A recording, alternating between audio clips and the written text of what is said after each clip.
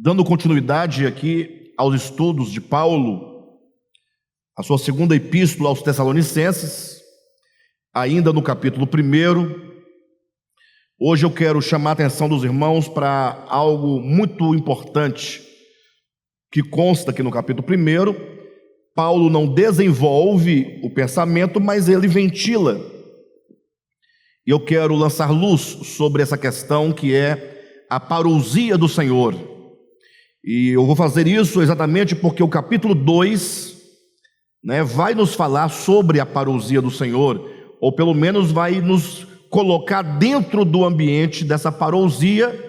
A palavra parousia é a palavra que muitas vezes na sua Bíblia aparece como vinda de Cristo, vinda de Jesus, vinda do Senhor. A palavra vinda na Escritura ou no grego é também a palavra parousia, porque há duas outras palavras que também se traduzem por vinda, mas vamos ficar só na parousia. Então eu quero lançar um pouco de luz sobre esse assunto, haja vista que é um assunto um assunto muito importante para nós que cremos na vinda do Senhor, para nós que aguardamos a vinda do Senhor, não é? E mais antes de tudo, eu chamo a atenção dos irmãos para uma grande necessidade que nós temos de nos despir de toda presunção, nos despir de toda arrogância e de toda indisposição de reflexão e diálogo. Eu digo assim, queridos, porque a maioria de nós, se não todos nós viemos de uma tradição de dogmas, não é? Ou seja, a igreja evangélica no Brasil, para não dizer no mundo, é uma igreja que se alicerça em dogmas. Se tocar no dogma, você cria um problema enorme. Na verdade, me parece que a igreja evangélica não luta exatamente pelo reino de Cristo. Isso é apenas uma impressão que eu tenho. Mas que ela luta em defesa dos dogmas. Ou seja, o que são os dogmas? Dogma é uma suposta verdade, é uma pseudo-verdade. Dogma é uma conclusão a que se chega a partir de estudos teológicos acerca de determinado assunto. Dogma este e que, porque é dogma, a sua própria natureza não permite ser questionado. Ou seja, você ouve alguma coisa, você aprende de um modo, e você aprende que aquilo é a verdade absoluta. Você confunde o dogma com o próprio Deus, e você talvez nunca tenha feito uma verificação profunda daquele assunto. Você próprio não investigou, você próprio não se colocou na posição e na condição de cavar profundamente a Escritura na sua leitura, como quem busca a compreensão, ou melhor compreensão. Você simplesmente recebeu por herança um ensinamento, e aí você o tem por verdade, pronto.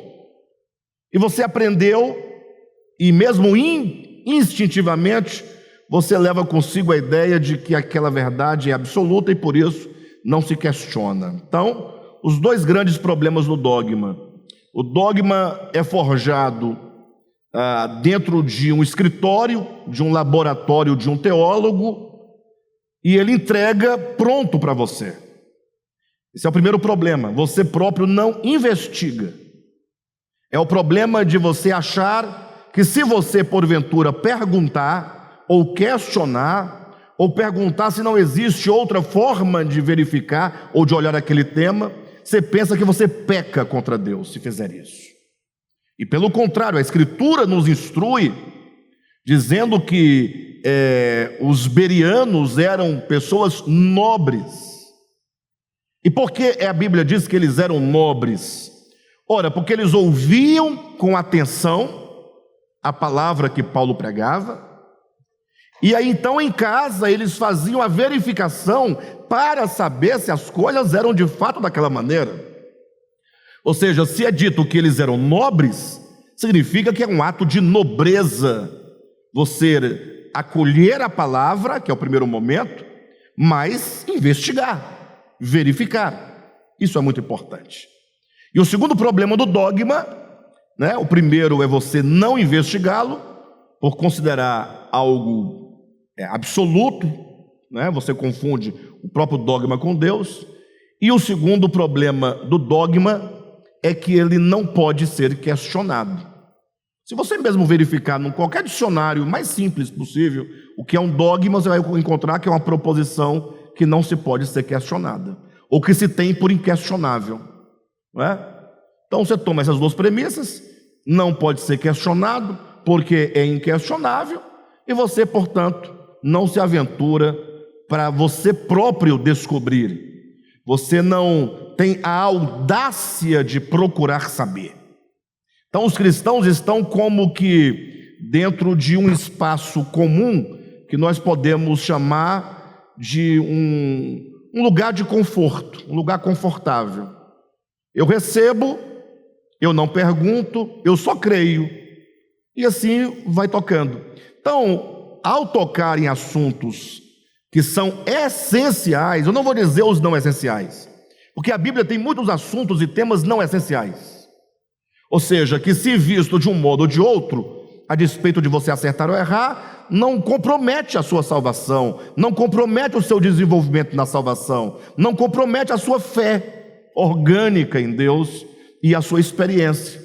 Por exemplo, né, de alguma coisa que é totalmente irrelevante, que não faz a mínima diferença você acreditar de um modo ou de outro.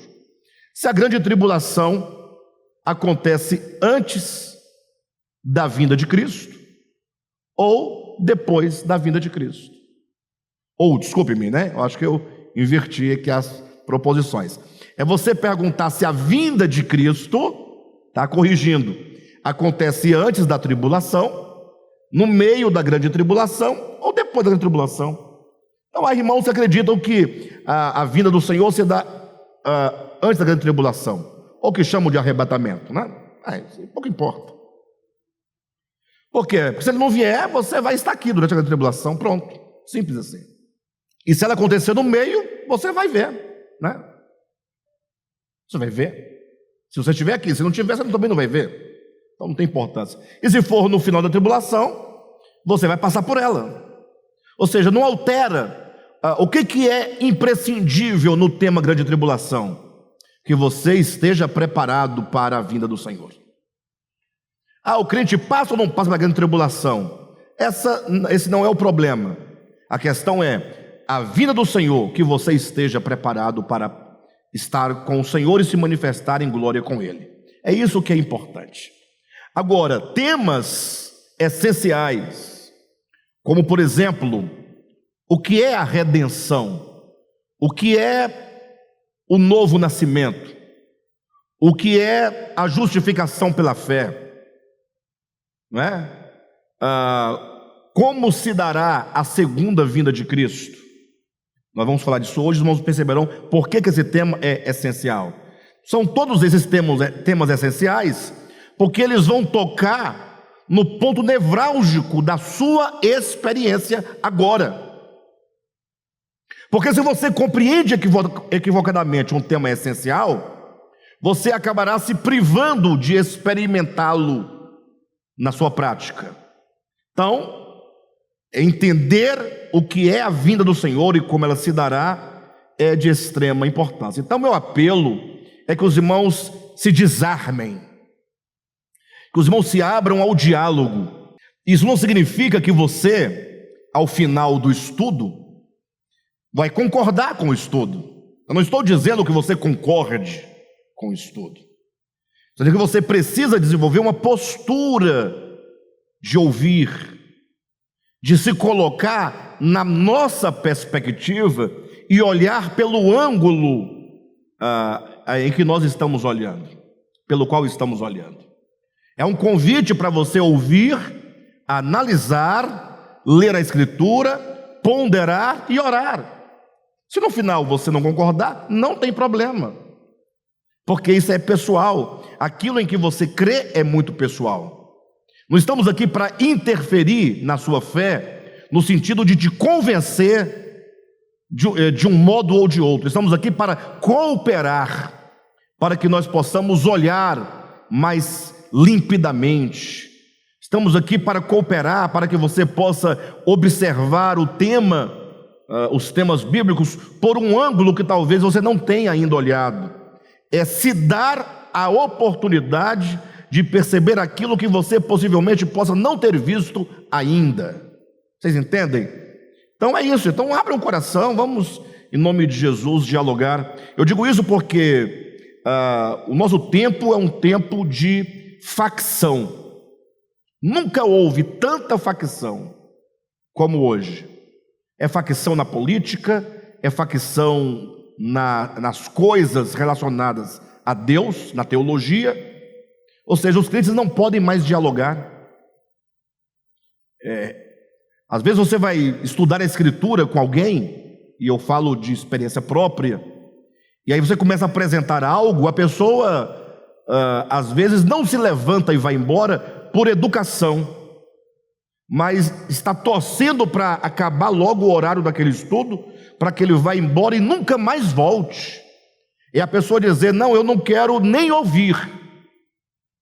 Então isso é de uma ignorância muito grande. De todo modo, esse é meu apelo, tá bom?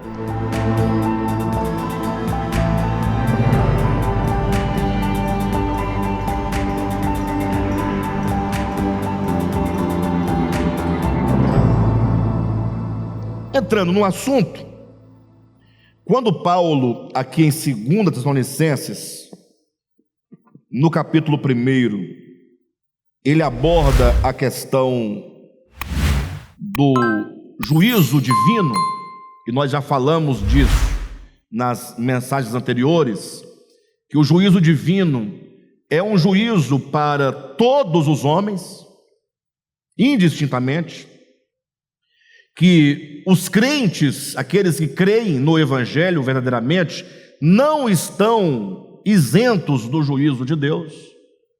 Haja vista que o juízo de Deus, representado na Escritura pelo fogo, ele visa a destruição de tudo aquilo que não é Deus, de tudo aquilo que não reflete a pureza de Deus.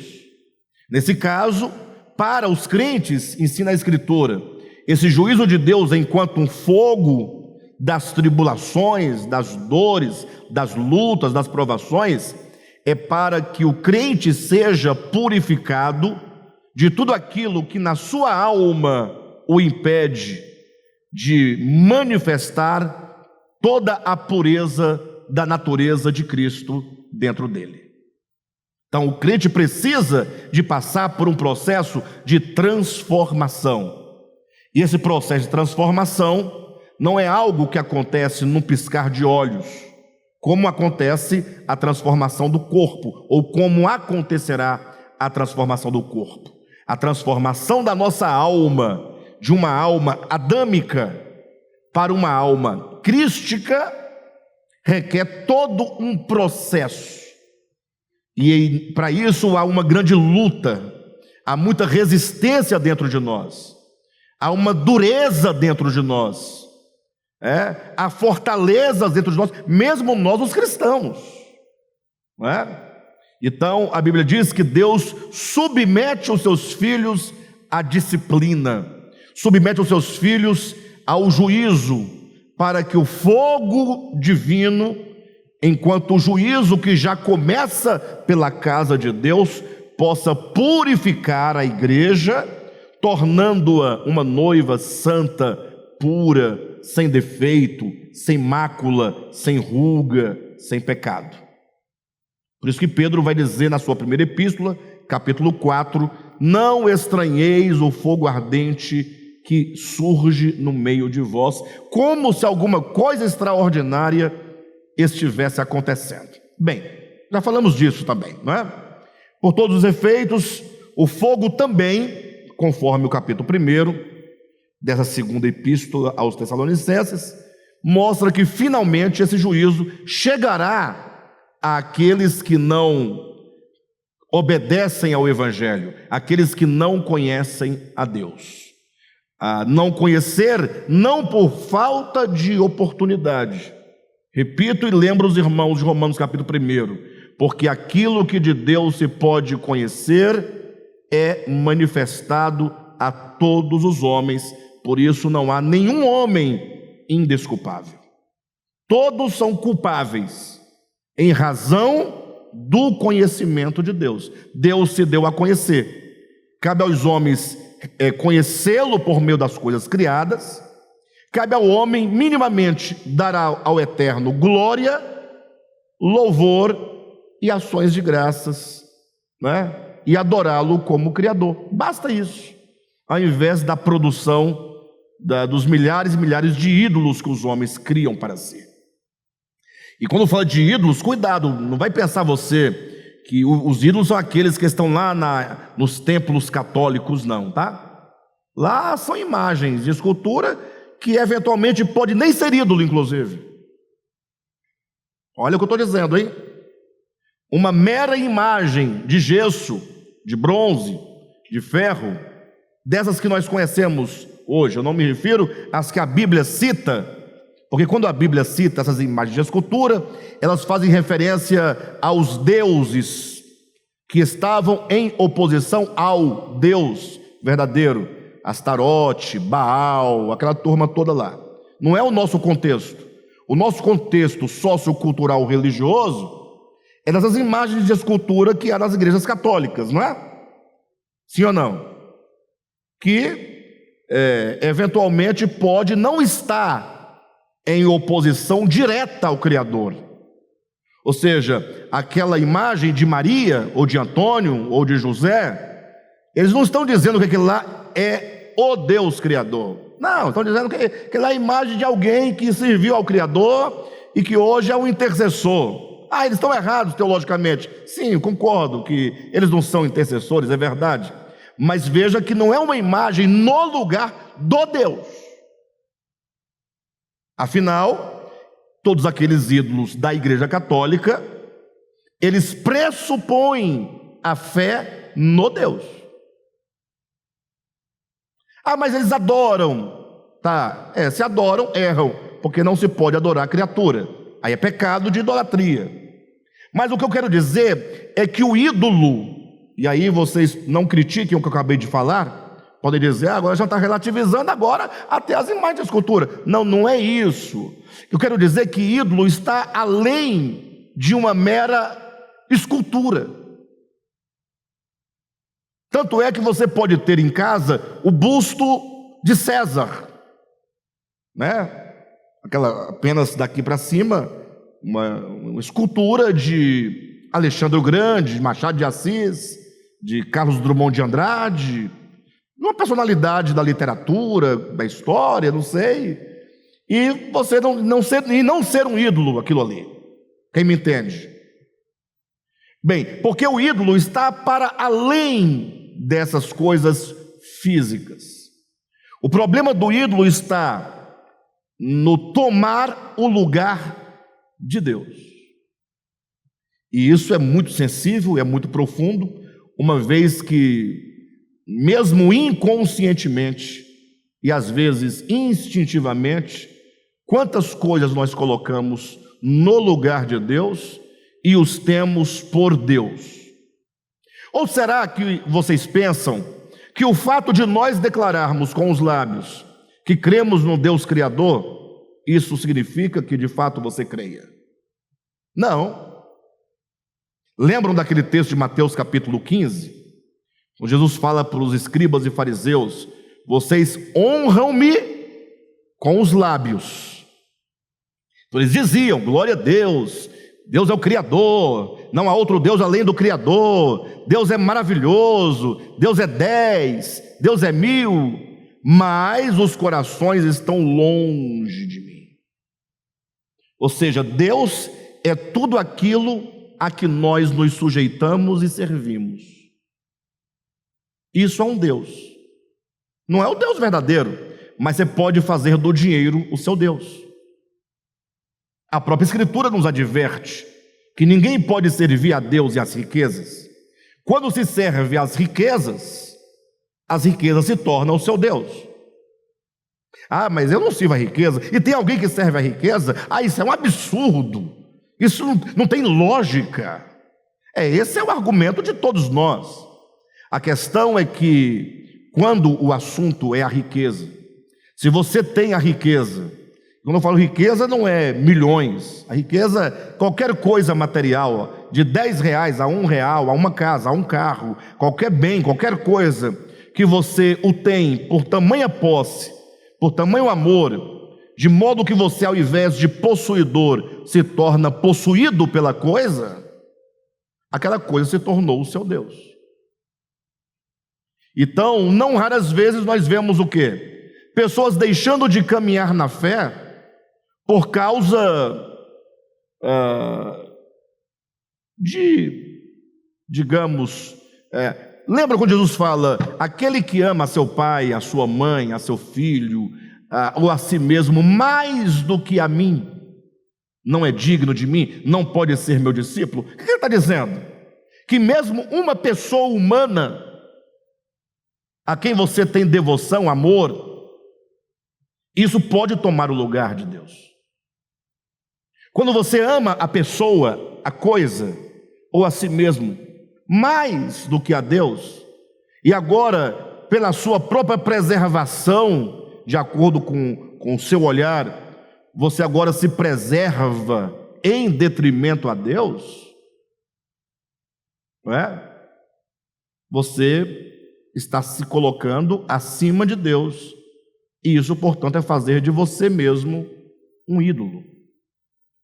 Então, acontece que o juízo de Deus, por fim, é para destruir, finalmente, a tudo aquilo que se opõe ou se coloca no lugar de Deus. Daí a ideia do lago de fogo, onde todos os inimigos de Deus serão ali lançados e finalmente destruídos.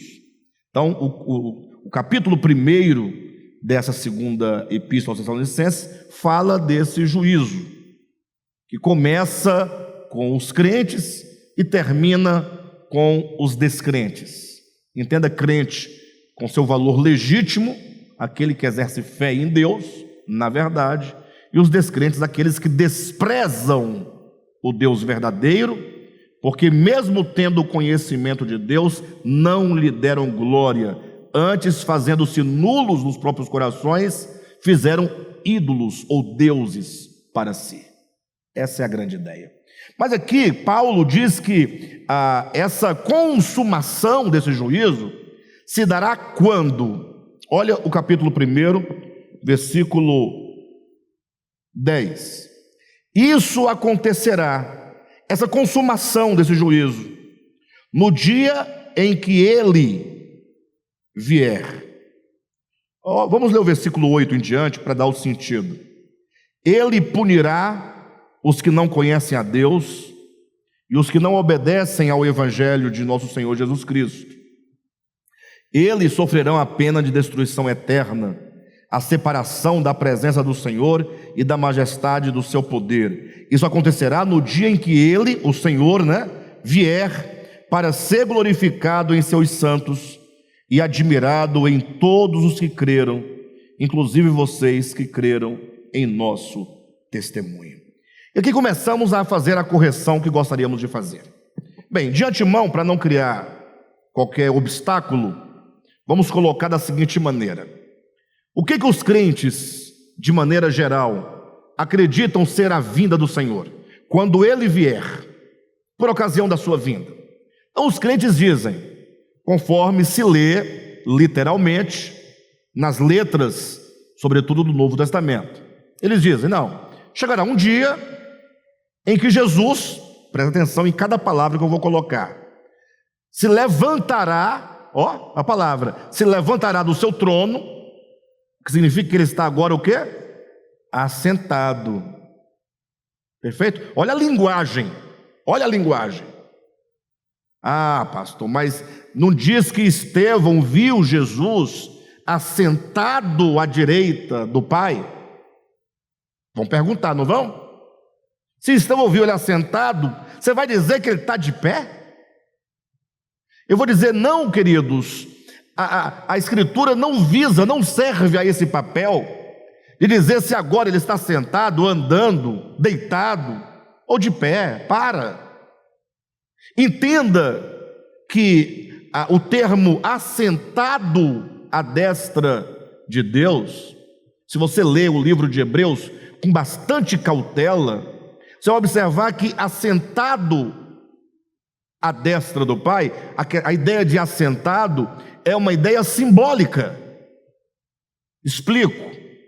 É que no Antigo Testamento, os sumos sacerdotes que trabalhavam no templo, ou os sacerdotes que serviam no templo oferecendo aqueles animais, lembram? Eles estavam continuamente em pé no seu serviço sacerdotal. Por quê? Imagine que hoje ele ia lá, oferecia um animal pelo pecado do povo. Entenderam? Ele podia agora dizer que agora eu vou me assentar. Não, amanhã você torna a oferecer novo sacrifício. Ofereci hoje. Mas o sacrifício de animal não tem poder de redenção, não redime absolutamente ninguém. Por isso que ano após ano eles estavam servindo com os mesmos sacrifícios, o que implicava um serviço incessante, que não se acabava, que não se concluía, porque não tinha eficácia. Vindo, porém, Cristo, com um único sacrifício, assentou-se à destra de Deus. Ou seja, a obra de redenção em Jesus, ela é única e consumada. Assentado, porém, significa que ele já realizou em Jesus a plena redenção. Segue-se o descanso. Assentado é esse o sentido. Mas voltemos, os crentes vão pegando esses termos ao pé da letra e diz: Jesus se levantará do seu trono, perfeito? Sairá da abóboda celestial, pelos portões do céu, e descerá pelo espaço astral, até ele conseguir, abrir, vazar, furar uma nuvem e se mostrar aqui no alto, nesses céus nossos aqui, se mostrar: cheguei. Quando ele chegar, o mundo inteiro para, e agora ele fala: agora tudo aqui agora é comigo. Escreveu, não leu? O pau comeu. E aí ele vai colocar a ordem aqui na terra. É assim que os cristãos entendem, grosso modo, lógico.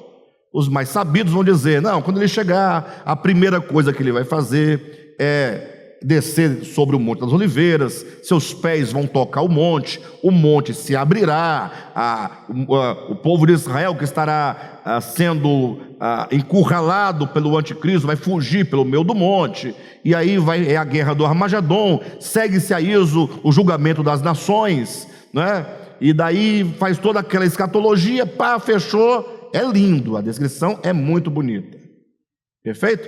É assim que se diz da parousia do Senhor. Pastor, e aí, sobre essa exposição? Eu digo, tudo bem, nada a me opor a isso, não é? Se deste modo acontecer, a partir do testemunho das Escrituras, como elas se encontram, nessa linguagem com que elas se apresentam a nós, amém. Não tem nenhuma objeção a isso. Não estamos em objeção a essas coisas. Então que fique claro que está tudo ok, que você se prepare para esse dia, amém? Que você se prepare para que nesse dia, desse modus operandi da vinda, você esteja em pé, aprovado diante dele. Isso é o que nos importa. Agora, existe algo na parousia em que nós insistimos. Nós insistimos no aspecto orgânico da vinda do Senhor. Nós, do DEVAP, não acreditamos que haverá parousia sem este elemento orgânico que hoje vamos apresentar. Isso para nós é imprescindível. Quem me entende? Para os irmãos entenderem, existem as escatologias católicas. Eu falo escatologias porque não existe só uma igreja católica, não é? Existem várias fragmentações dela, não tanto quanto o movimento protestante evangélico, mas tem suas divisões, então tem mais de uma linha teológica lá dentro desse grupo. São muitas as correntes teológicas ou escatológicas do movimento protestante evangélico. Pensam de um jeito os Testemunhas de Jeová, ou as Testemunhas de Jeová, pensam de outro jeito essa escatologia os adventistas, pensam de outro modo as igrejas pentecostais, pensam de outro modo os reformados. Daí a ideia de mesotribulacionista, pós-tribulacionista, amilenista. Todos esses termos mostram o quê? O fato de que há muitas interpretações do modus operandi desses acontecimentos. Perfeito ou não? E o modo como nós outrora apresentamos e ainda sustentamos, sem problema, também é um modus operandi. Quando você estuda, gostei muito, esse está bastante coerente, ok, mas percebe que há muitas perspectivas diferentes. E aí os crentes lutam pelo quê? Lutam visão contra visão. Qual é o modus operandi mais correto? Ele vem da nuvem, ele vem numa carruagem de fogo, ele vai vir antes ou depois da tribulação, ele julga primeiro a igreja, depois os mortos. Como é que é? Então veja que a atenção dos crentes, ela se encontra nos aspectos que, embora certamente haverá, tem um modo correto, mas que não vai influenciar. Ou vai? Jesus vem antes da tribulação, ok? Não, é exemplo prático. O seu nome, por favor. Irmã Soraya, em tese, digamos aqui, hipoteticamente, a irmã Soraya? A Soraya acredita que Jesus vem antes da tribulação, ok? Soraya 1. A irmã Soraya está aqui também, é outra Soraya também. 2. Fala, não é assim, Soraya. Jesus vai vir no meio da grande tribulação, né? Aí a irmã Silvia fala, mas vocês duas estão variando, eu estudei bastante, eu entendi que Jesus vem depois da grande tribulação. Tá, e agora? E o que tem? Digamos que a Soraya 1 esteja certa. Tudo bem? Altera a essência da verdade? Mas se a Soraya 2 estiver correta? E se a Silvia estiver correta? Então, nos prender numa discussão infindável nesses aspectos, nos levará a um resultado zero. É lógico que nós queremos entender com maior precisão os acontecimentos futuros. Queremos, lógico. Temos gosto por isso. É bom saber, é bom encontrar os textos, explicá-los bem. Porém, na última das hipóteses de erro, esse tipo de erro não vai alterar em nada. Agora, em outro sentido, quando falamos do aspecto orgânico da vida do Senhor, isso altera profundamente o resultado da equação. Tá bom, Alexandre? Então, qual é o aspecto orgânico da vinda do Senhor? E aí eu quero colocar algumas questões para os irmãos pensarem. Colocar da melhor maneira para os irmãos poderem. Quando se fala de vinda, o verbo vir, quando ele vier, não pressupõe tempo, espaço, de um lugar para outro, sim ou não? Será que essa ideia da vinda de Jesus, conforme se entende comumente, será que por detrás disso não tem talvez aí uma ideia de que Jesus, ele não seja onipresente? Será que não tem uma ideia por aí? E eu já vi pastores não afirmando que ele não é onipresente, não, mas fazendo asseverações assim: Jesus está no céu. Ué, e ele não está aqui? Onde pode haver lugar, ou espaço, ou tempo, em que o Logos eterno não esteja? Se todas as coisas existem nele, de onde ele pode estar ausente? Olha a pergunta que eu estou dizendo para os irmãos. Ah, pastor, mas não o Logos não se fez carne? Se fez carne, mas deixou de ser o Logos em que tudo se sustenta? Se o Logos se reduzisse em sua plenitude a habitar um corpo humano, única e exclusivamente o corpo humano, primeiro que o infinito não cabe no finito. Comecemos daqui. É você querer colocar o oceano dentro de um copo desse, ou os oceanos. Caberia? Então nós não temos que ficar investigando essas questões, temos que pensar essas questões para que você nunca perca qual é a essência e a natureza do Cristo de Deus. Totalmente eterno, atemporal, adimensional. Tudo foi feito por Ele, tudo foi feito para Ele.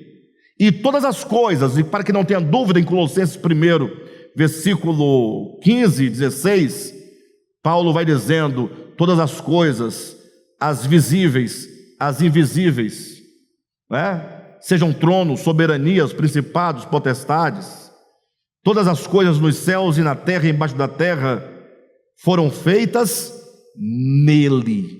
Ele é o espaço, se podemos dizer essa palavra. Ele é o lugar onde tudo, ou de onde tudo emana, de onde tudo procede. Quando então, fazendo-se ele homem, vivendo como homem, quando ele morre e que ele ressuscita, agora ainda mais, não é por causa da sua encarnação que ele perde a sua transcendência. Não, pelo contrário, é agora a sua humanidade limitada ao tempo e ao espaço, que por ocasião da ressurreição, essa humanidade é inserida na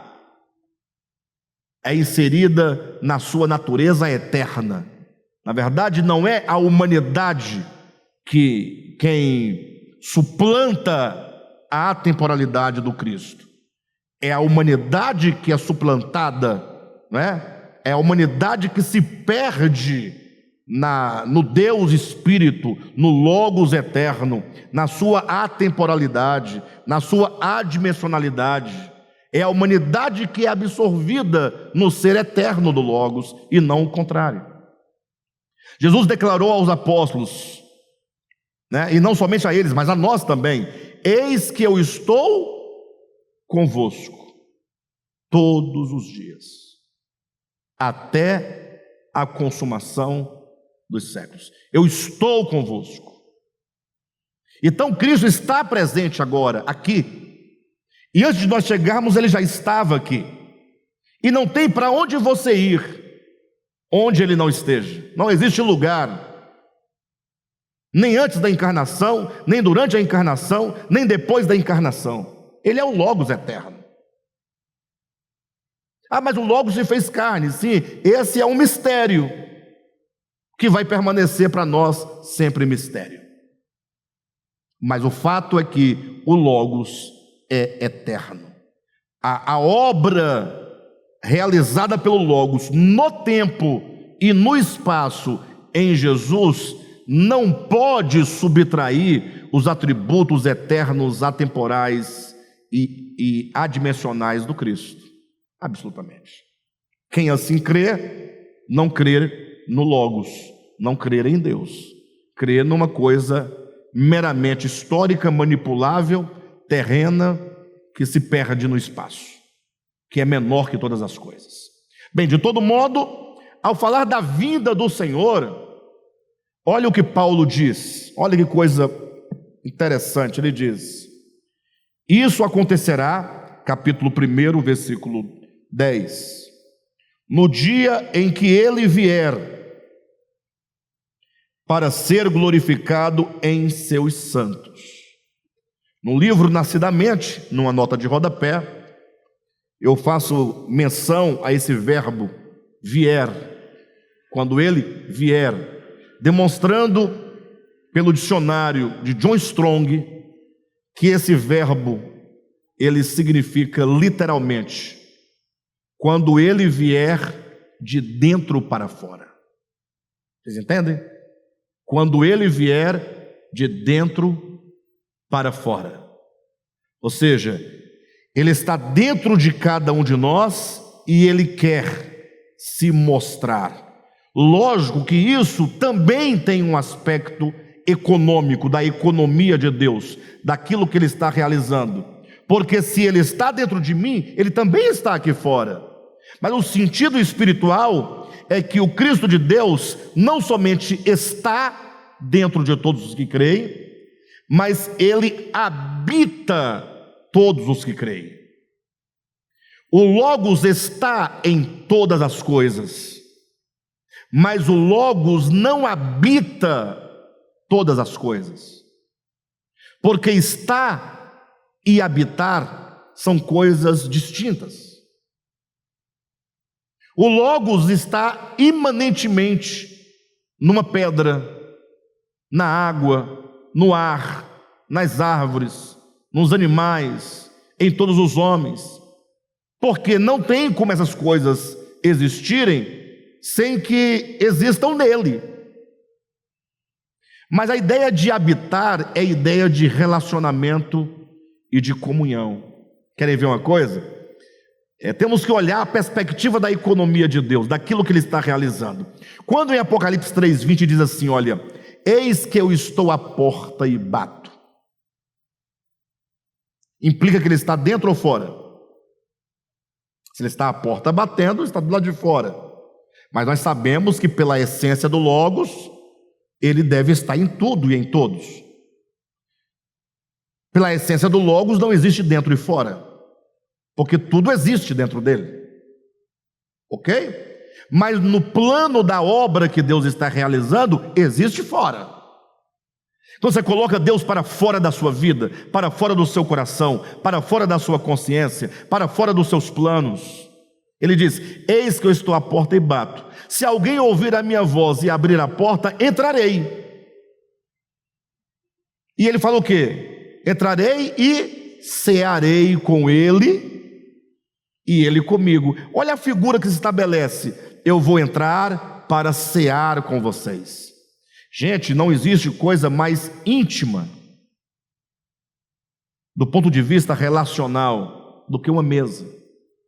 Quando você convida alguém, a pessoa se assenta à mesa da sua casa e participa do alimento com você, do mesmo alimento, isso é comunhão. Esse aspecto de comunhão. Então, quando eu falo que Deus, o Logos, embora esteja em tudo, não habita em tudo, eu quero dizer que, estando Ele imanentemente em tudo e em todos, Ele só habita no coração, que o convida para se relacionar e ter comunhão com Ele.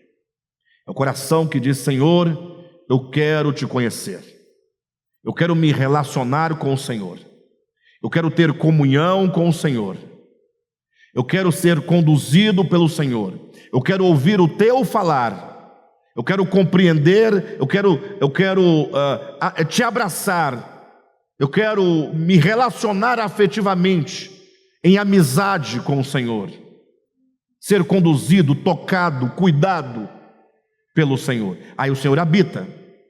Então o Senhor habita dentro de todos os verdadeiros crentes. Qual é a diferença de um crente para um descrente? Referente no tocante ao Logos. E quando eu falo crente e descrente, cuidado.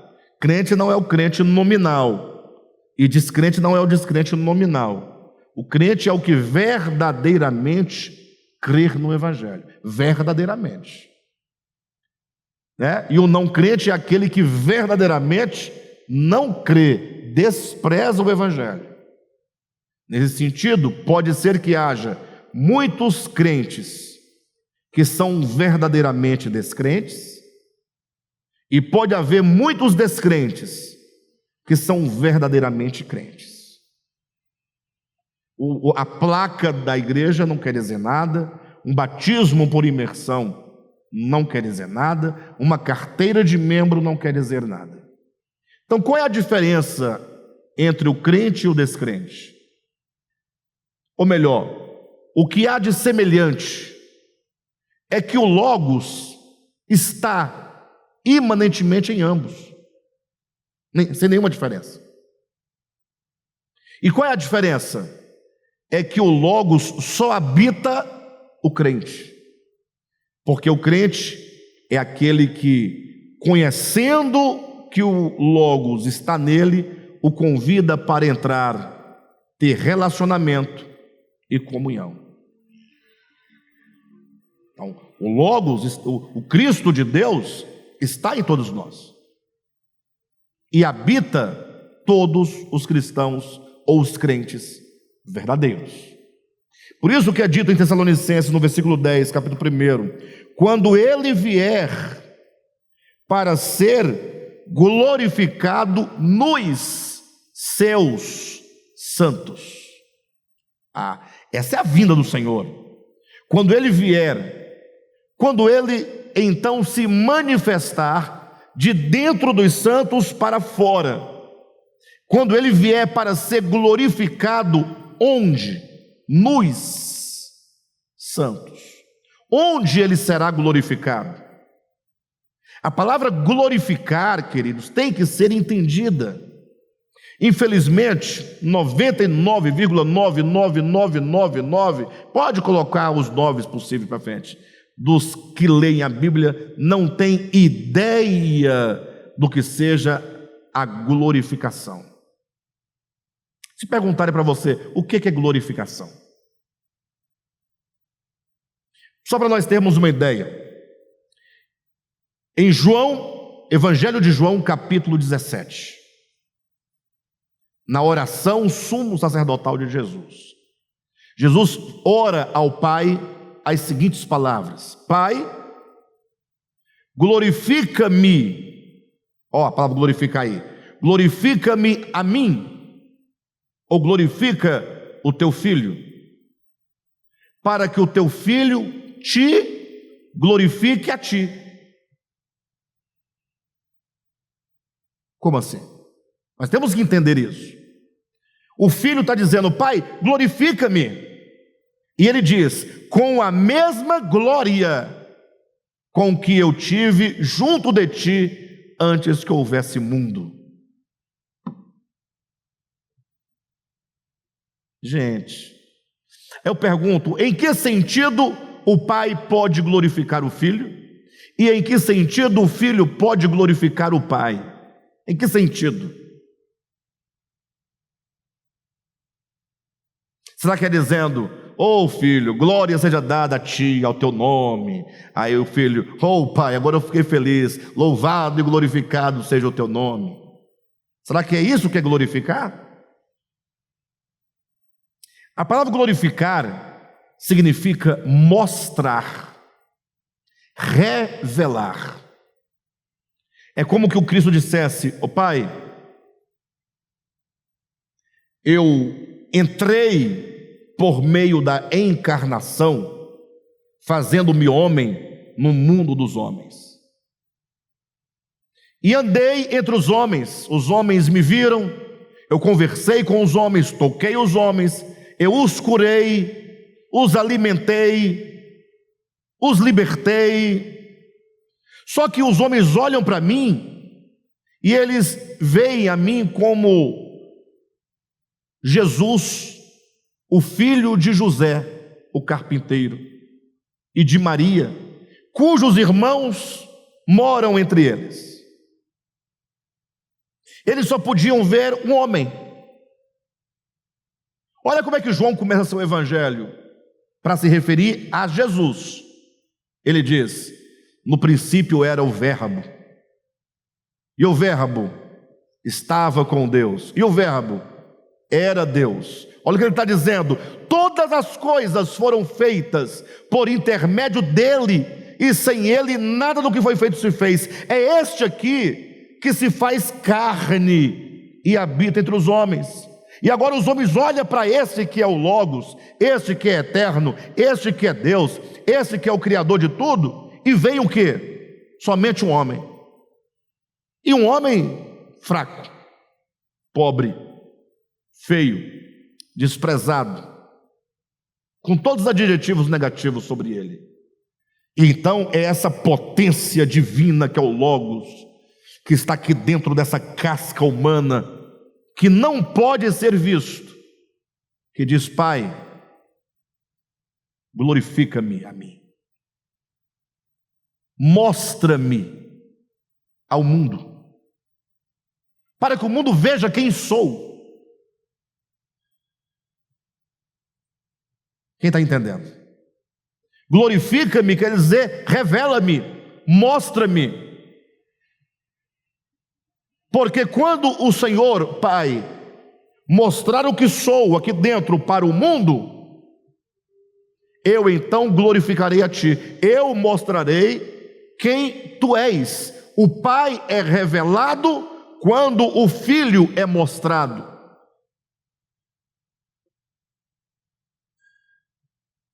Quem está entendendo?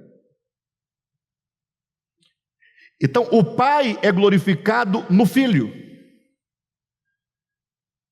Então o Filho diz: Pai, glorifica-me, mostra-me ao mundo, para que eu te glorifique a Ti. O Senhor me revelando ao mundo, a manifestação do Cristo ao mundo será a revelação do Pai ao mundo. O Pai não pode ser glorificado sem que o Filho seja glorificado. O Pai não pode ser visto sem que o Filho seja visto.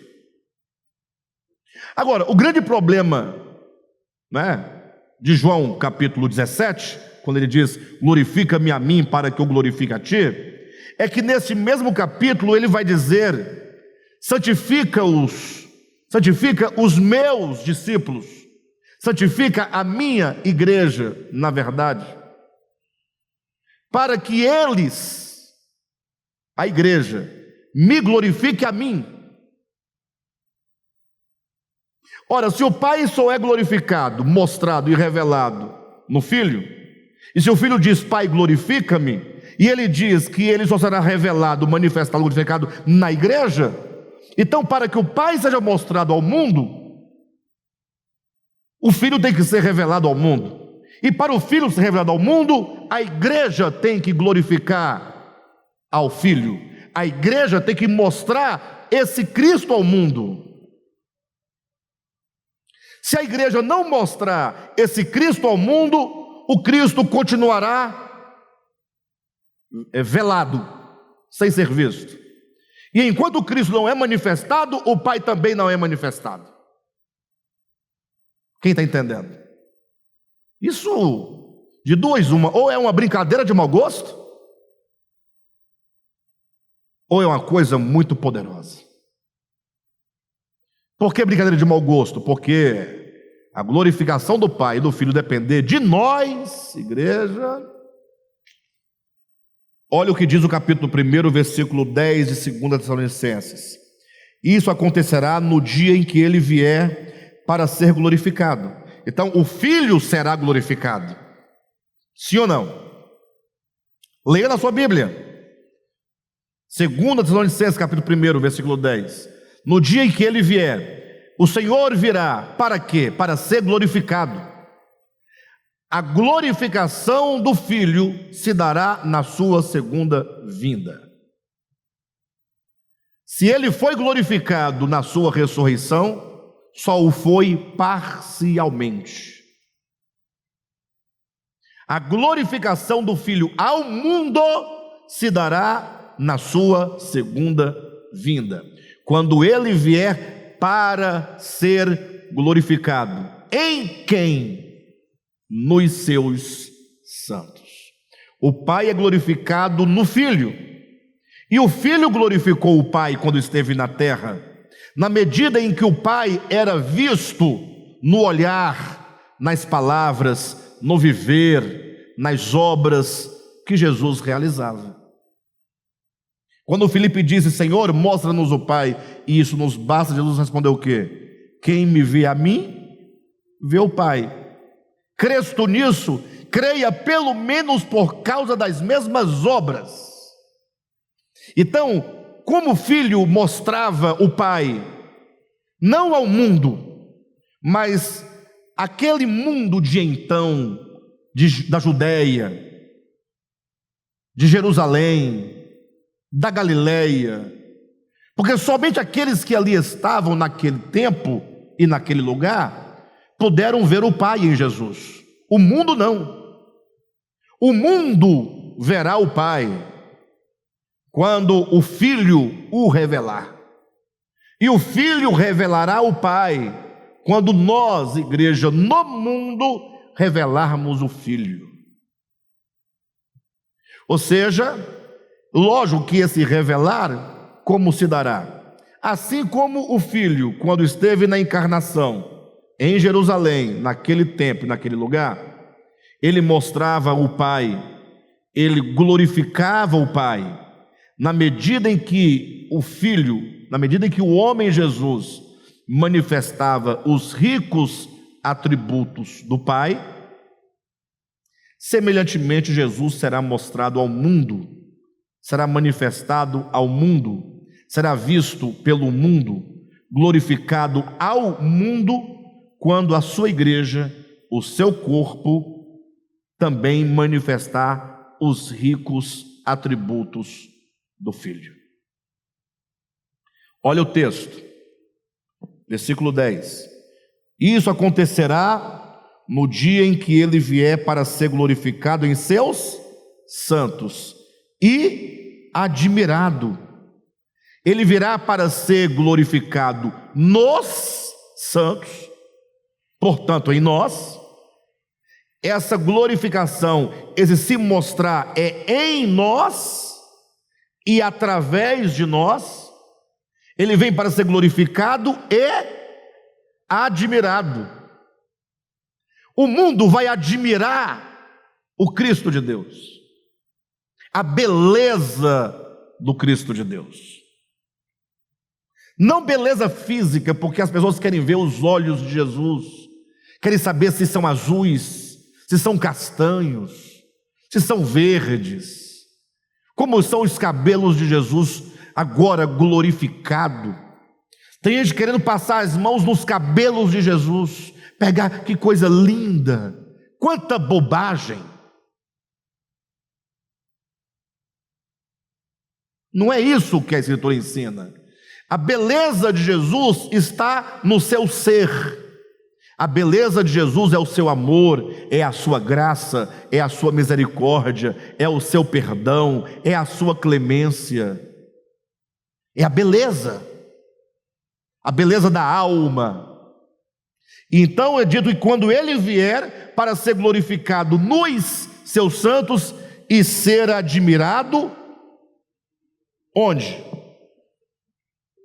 Em todos os que creram, inclusive vocês que creram no nosso testemunho. Imaginem quando o mundo admirar Jesus em você. Quando eu digo o aspecto orgânico da vida de Cristo, eu quero dizer esse vir para o mundo, esse mostrar-se para o mundo, esse revelar-se para o mundo por meio do seu corpo, que é a igreja. Por isso que Paulo, em Romanos capítulo 8, versículo 10, ele diz: se Cristo habita em vós, o corpo, na verdade, está morto, mas o espírito é vida por causa da justiça. Ou seja, se Cristo está em mim, e ele virá para se mostrar, para se manifestar. Olha o que está em Colossenses capítulo 1, versículo 27, quando Paulo fala sobre o mistério que estivera oculto dos séculos e das gerações, a saber, Cristo em vós. É Cristo em mim vírgula, ele diz, a esperança da glória. Ou seja, a esperança da glória, a esperança de que esse Cristo se manifeste, é o fato de Cristo estar hoje em mim. Cristo em mim, a esperança da glória. Ou seja, essa vinda não acontecerá se nós não passarmos pelo processo de transformação.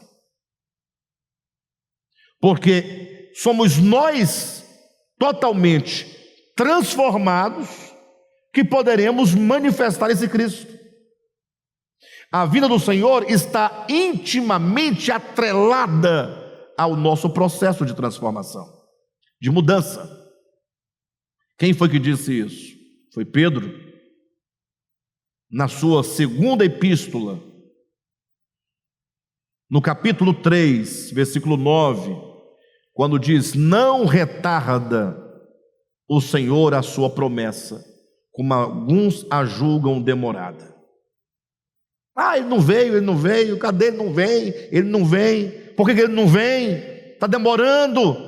Aí ele diz: pelo contrário, ele não retarda, ele é longânimo para convosco, esperando que todos vocês se arrependam.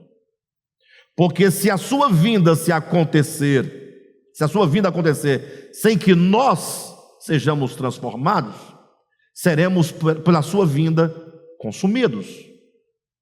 Veja que ele diz, capítulo 1, versículo 10 de 2 Tessalonicenses: isso acontecerá. Isso o quê? A destruição do homem ímpio.